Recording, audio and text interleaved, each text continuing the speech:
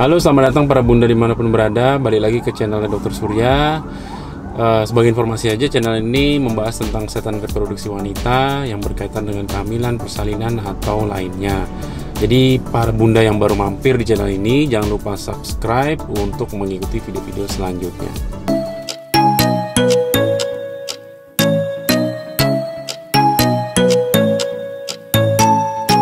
Nah, kehamilan adalah suatu keadaan yang didambakan bagi para pasangan pria dan wanita. Namun, kondisi ini tentu bisa saja tidak sesuai harapan kita. Nah, keguguran merupakan salah satu contohnya. Jadi, kita berharap suatu kehamilan ini berjalan dengan baik dan lancar. Namun, apa daya, kehamilan itu tidak berjalan dengan lancar. Nah, pada video ini kita akan membahas tentang keguguran, ya, bagaimana tandanya, gejalanya, terus kenapa bisa terjadi keguguran.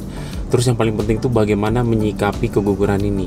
Nah, kita harus tahu dulu apa itu keguguran. Ini saya agak bahas definisinya supaya tidak ada salah pengertian ya, karena kadang-kadang kita di Indonesia itu keguguran dibilang aborsi.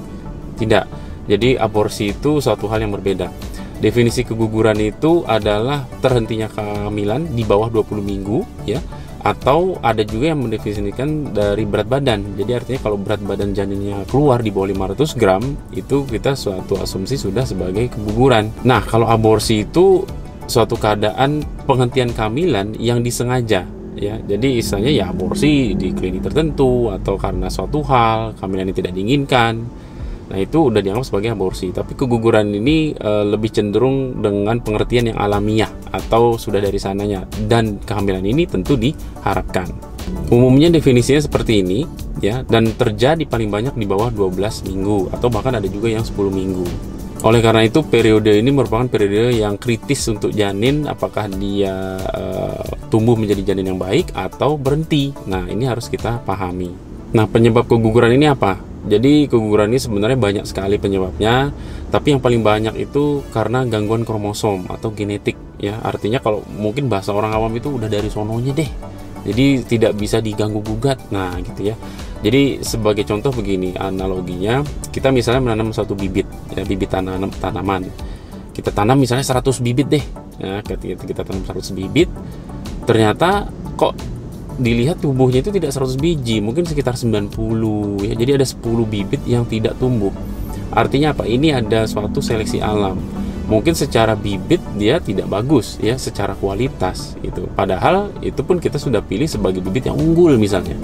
Nah, jadi penyebab inilah yang kita namakan gangguan kromosom atau genetik. Tentu penyebab lainnya ada juga, misalnya ada gangguan darah di ibu, misalnya dia gampang membeku ya, atau ada penyakit autoimun, atau kurang progesteron namanya ya, jadi gampang gugur dia jatuh gitu ya, atau ada trauma, banyak sekali. Jadi intinya tuh kita bagi dua. Pertama penyebab yang karena internal itu sudah dari sananya ya, dari bahasa awamnya. Tapi secara medis kita bilang karena kromosom atau genetik. Yang kedua itu bisa karena faktor eksternal. Faktor eksternal yang tadi saya bilang bisa karena infeksi ya, atau karena kondisi ibu, penyakit ibu, ada hipertensi, kencing manis, gangguan tiroid, atau infeksi toksoplasmosis. Tapi biasanya jarang ya menyebabkan keguguran, paling nggak dia cacat gitu. Kemudian ada lagi trauma misalnya jatuh, terpleset, ini sering sekali. Terus kemudian kecelakaan ya, ada kadang-kadang di Bali ini kebetulan banyak pengendara motor juga. Jadi udah mengendari motornya pelan-pelan, tapi kadang-kadang diserempet sama orang. Ya ini sebenarnya apes ya. Jadi harus benar-benar hati-hati. Jadi kenapa kromosom bermasalah? Nah, ini harus tahu dulu bagaimana kehamilan itu terjadi. Nah, kehamilan itu terjadi kan di tuba Fallopi ya. Mungkin sudah bisa lihat di video yang sebelah sini atau di sini ya. Pokoknya di atas itulah ya. Nah, itu kita tahu bagaimana terjadinya kehamilan. Jadi adanya sel telur yang keluar dari ovarium yang nanti akan masuk ke tuba Fallopi atau saluran tuba, dan nanti akan bertemu dengan sperma. Nah, disinilah terjadinya proses konsepsi atau pembuahan. Pada saat sperma sudah masuk, jadi sperma ini akan melepaskan materi genetiknya atau yang namanya DNA. Kemudian DNA ini akan berdifus, bersatu dengan sel telur. Nah, proses ini siapa yang tahu? Dokter aja tidak tahu ya, atau bahkan para ilmuwan ya, apalagi kita manusia. Inilah keterbatasan kita. Nah, proses ini tuh tidak bisa diganggu gugat. Artinya itu sudah dari sananya. Kalau proses ini terganggu, kemungkinan pasti dia akan menghasilkan suatu embrio atau janin yang buruk. Nah, kalau misalnya dia turun dan terjadi implantasi di rahim atau dia tertanam, jadilah embrio. Kemungkinan tadi itu cuma dua, ya. Janinnya dia sehat dan tumbuh menjadi bayi yang sehat, atau janinnya berhenti. Karena kenapa? Kemungkinan kelainan kromosomnya itu. Jadi intinya tuh kalau misalnya si embrio ini tidak bagus, pasti si rahim ini berusaha untuk mengeluarkan. Jadi itulah namanya, ya sebenarnya kalau di factory atau pabrik itu bagian produksi itu namanya quality control. Jadi inilah keunggulannya rahim, artinya dia secara alami itu, wow, saya bilang sih Tuhan tuh menciptakan rahim itu benar-benar apa ya, amazing saya bilang. Kenapa? Karena itu tadi dia bisa mengidentifikasi, oh ini produknya ini tidak bagus, oh ini produknya bagus. Kalau produknya bagus pasti akan dipertahankan, tapi kalau produknya tidak bagus pasti akan dikeluarkan. Ada beberapa contoh kasus gangguan kromosom, ini yang paling sering. Yang pertama namanya intrauterine fetal demise, ya artinya gini, si kantong kehamilan terbentuk, embrionya ada, kuning telurnya ada. Suatu saat ini si janinnya ini berhenti jantungnya tiba-tiba, artinya dia berhenti stop gitu aja. Ya, jadi kadang-kadang juga tidak tahu nih si ibu ini, oh nih ternyata janinnya tidak ada, tidak tumbuh. Namun kita akan tahu itu kalau dari pemeriksaan USG. Ternyata misalnya waktu dia hamil 6-7 minggu itu biasanya jantung sudah bisa terdengar, ya. Itu harus dari pemeriksaan USG dari bawah kalau bisa. Kalau jantungnya ketemu, oke. Terus kemudian kita lihat nih 1 bulan kemudian. Harusnya kalau dia 6 minggu kan tambah 4 minggu berarti kan dia 10 minggu nih. Atau dia 12 minggu kontrolnya kan. Ternyata janinnya nggak tumbuh, artinya dia jantungnya itu tidak ada. Terus kemudian yang kedua ukurannya tetap sekitar 6-7 minggu. Nah berarti kita udah asumsi, wah ini udah berarti kehamilannya tidak benar nih. Artinya si janin sudah berhenti. Barulah kita bilang, oh ini kehamilannya sudah tidak bagus. Contoh yang kedua adalah blighted ovum. Pernah sering dengar ya, ini orang bisa singkat namanya BO, ya. Kalau dokternya bilang, oh ini BO nih, berarti itu hamilnya ada kosong.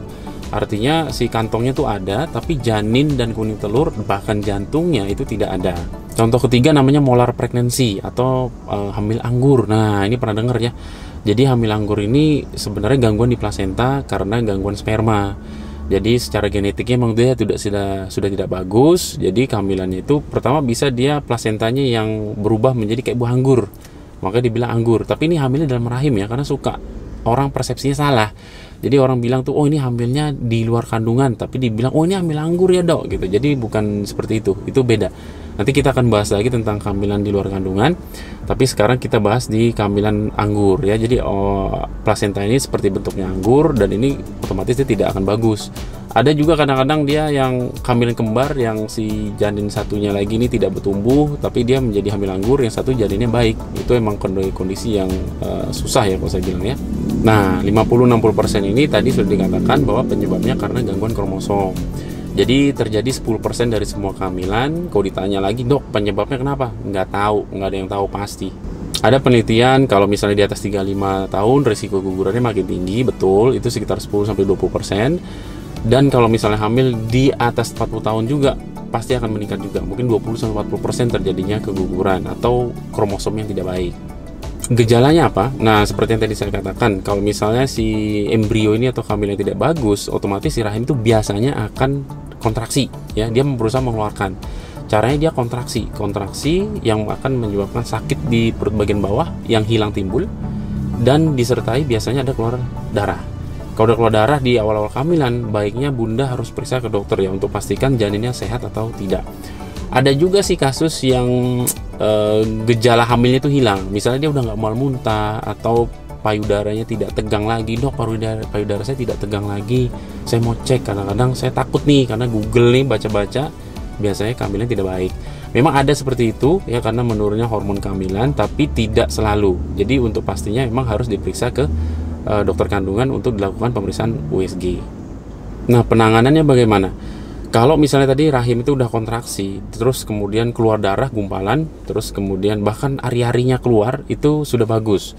Itu yang sebenarnya kita harapkan. Kalau misalnya dia sudah utuh, nah yang penting itu perdarahan tidak ada, terus kemudian kontraksinya menghilang, itu kemungkinan besar sih sudah bersih ya. Tahunya gimana? Harus dilakukan pemeriksaan lagi ya, pemeriksaan USG. Jadi dilihat nanti di dalam rahimnya itu sudah bersih atau tidak. Kalau dia sudah bersih, ya sudah. Jadi tidak perlu dilakukan tindakan apa-apa, tindakan pembedahan itu tidak dilakukan. Tinggal menunggu menstruasinya. Biasanya akan datang sekitar 4-8 minggu setelah keguguran. Nah, kalau tidak bersih, biasanya dokter akan sarankan untuk melakukan evakuasi atau yang namanya kuretase, kuret ya. Tentu ini ya tindakan bedah, tapi tidak akan menjahit atau membuka apapun ya. Dia biasanya juga bisa dilakukan aspirasi vakum manual atau AVM namanya. Ya, ini untuk membersihkan sisa-sisa plasenta yang ada di dalam. Kenapa harus dibersihkan? Karena bisa risikonya itu perdarahan atau bahkan infeksi. Jadi kalau misalnya pendarahannya banyak, tentu otomatis ibu akan dia kekurangan darah atau yang kita bilang anemia. Apakah keguguran ini bisa dicegah? Karena penyuplai natural otomatis tidak. Ya, artinya kalau misalnya ada gangguan kromosom, ya tentu si embrio ini atau janinnya dia akan rusak. Kalau misalnya dia cacat deh kita anggap, artinya kasihan ya, artinya bayinya juga cacat, kemudian orang tuanya juga agak sibuk ngurus bayi yang cacat ini, sebenarnya kasihan. Makanya dia sistemnya all or none, artinya dia misalnya dia bagus ya dia bagus dipertahankan jadi bayi yang sehat. Tapi kalau dia misalnya ada yang cacat, biasanya si janin ini akan memilih dia untuk berhenti di situ pada saat dia 12 minggu atau dia melanjutkan hidupnya tapi dengan kondisi yang cacat. Sebenarnya itulah kadang-kadang suatu keadaan yang diberikan oleh Tuhan itu adalah suatu hal yang berkah. Ada tujuannya kenapa keguguran itu terjadi. Memang berat bagi pasangan yang mengharapkan suatu kehamilan yang baik, tapi terjadi keguguran. Tapi dia di balik itu pasti ada maknanya. Jadi Tuhan itu sudah memberikan jalan, ya memilih untuk demikian. Kenapa? Jadi ya sebenarnya itu sudah dari sananya. Yang penting kita bagaimana siap menerima apa adanya. Dan kalau misalnya bunda keguguran, boleh bersedih tapi jangan berlama-lama. Kayak tadi saya bilang, kadang-kadang itu ada maknanya di balik itu. Mungkin janinnya emang cacat. Nah, kadang-kadang saya balikkan lagi tuh ke pasien, Bu, kalau misalnya nih si janinnya ini cacat, ibu mau nggak melanjutkan kehamilannya ini? Ujung-ujungnya mereka bilang, baiknya sih enggak sih dok. Nah gitu, jadi ada sesuatu di balik itu. Jadi memang sedih, perlu otomatis ya, pasti itu akan sedih, itu normal saja, boleh nangis, boleh nggak masalah. Tapi life must go on, jadi harus hidup lanjut terus. Biasanya kalau merencanakan hamil juga sudah menjalankan hidup sehat, itu bagus banget. Jadi yang perlu dipilih adalah makanan-makanan yang sehat, jangan makanan kalengan atau fast food. Terus kemudian hindari alkohol, ya, obat-obatan yang berbahaya, dan bahkan merokok.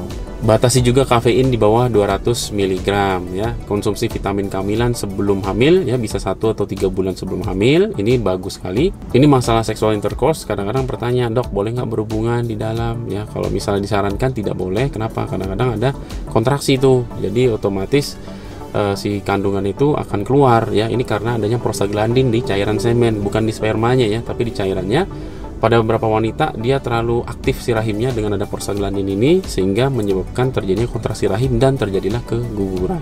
Ada kadangkala yang bertanya, dok, saya perlu penguat kandungan nggak? Gitu ya. Sebenarnya kalau misalnya kondisi kehamilannya baik pun dia akan lanjut terus kok tanpa adanya alat atau obat-obatan penguat kandungan. Ya, ini biasanya turunan progesteron. Tujuannya ini progesteron untuk mempertahankan integritas dari endometrium, ya, kayak tanahnya itu disuburkan, kayak pupuk lah istilahnya. Sebenarnya alaminya si wanita ini pun dia akan memproduksi hormon progesteron. Tapi kalau misalnya ada keguguran berulang, apa definisinya? Keguguran berulang itu kalau misalnya si wanita ini terjadi keguguran spontan, ya, tiba-tiba aja langsung di bawah 10 minggu dan terjadi 3 kali. Nah, ini kita harus curiga ada sesuatu yang salah di tubuh ibunya. Bisa aja karena gangguan bekuan darah, ya, atau autoimmune disease, ya. Jadi si embrionya ini diserang nih sama si imun ibunya. Atau kurangnya progesteron, ya, biasa kita harus lakukan pemeriksaan darah. Nah, kadang di awal kehamilan si bunda ini badannya merasa capek, lemas, ya, ini karena hormon progesteron itu tadi yang tinggi. Jadi menyebabkan rasa ngantuk, ya, lemes, tidak bisa beraktivitas. Artinya itu badan Anda tuh harus istirahat. Jadi jangan dilawan atau melakukan aktivitas yang berlebihan seperti olahraga yang ekstrim misalnya. Nah, pertanyaan yang penting lagi, kapan saya boleh hamil lagi? Benar kan ya? Yang penting itu tergantung dari bunda. Kapan bunda siap secara psikis dan emosi. Kenapa? Kayak tadi saya bilang, keguguran itu adalah hal yang tidak diinginkan setiap pasangan wanita dan pria. Otomatis dia akan sedih. Sekarang berapa lama Anda bersedih? Kalau misalnya Anda mau move on, ya, artinya pada saat Anda menstruasi 4 atau 8 minggu setelah keguguran, dan Anda sudah teratur mensnya, Anda bisa hamil. Jadi tidak ada waktu menunggu, saya harus misalnya menunggu 6 bulan atau 1 tahun, itu tidak ada. Secara organ Anda pasti akan lebih sehat. Ya, artinya dengan teraturnya hormon ya menstruasi, otomatis badan Anda sebenarnya sudah siap untuk hamil lagi. Sekarang secara psikis, apakah Anda siap? Nah, sekian dulu video kali ini yang membahas tentang topik keguguran. Mudah-mudahan bermanfaat bagi Bunda dimanapun berada. Jangan lupa di like dan subscribe atau bahkan di share untuk mengikuti video-video selanjutnya. So, sampai jumpa di video selanjutnya.